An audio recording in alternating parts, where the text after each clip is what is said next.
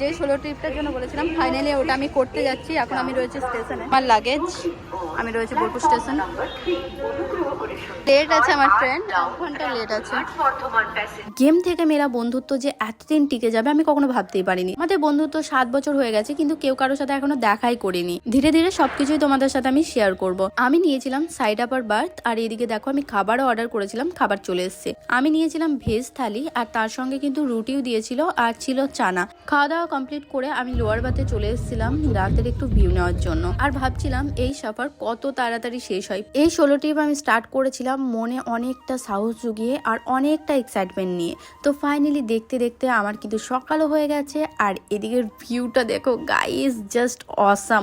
মানে আমি যে কখন আসামে পৌঁছে গেছি নিজেই বুঝতে পারিনি। তো আমি নিয়ে নিয়েছিলাম 1 কাপ কফি, আর সেটাই খেতে খেতে পৌঁছে গেছি কিন্তু আমি আসামে শিলচর স্টেশন। আর কয়েক মিনিটের মধ্যেই কিন্তু আমি তার সঙ্গে দেখা করতে পারবো যার সঙ্গে আমি দেখা করতে এসেছি গাইস। স্টেশনকে বাই বাই করে আমি রওনা দিলাম তার সঙ্গে দেখা করার উদ্দেশ্যে। এখানের ভিউগুলো কিন্তু জাস্ট অসাম। আর কয়েকটা মিনিট জাস্ট, আমি কিন্তু পৌঁছে গিয়ে কোনো ক্লিপ নিতে পারিনি। এটা হচ্ছে তার পরের দিনের সকালের ক্লিপ।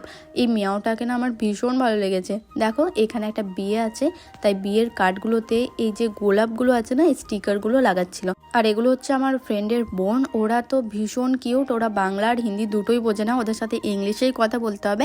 আর এদিকে দেখো কি করেছে আমার চুলের অবস্থা। তো আজকে আসি, টাটা।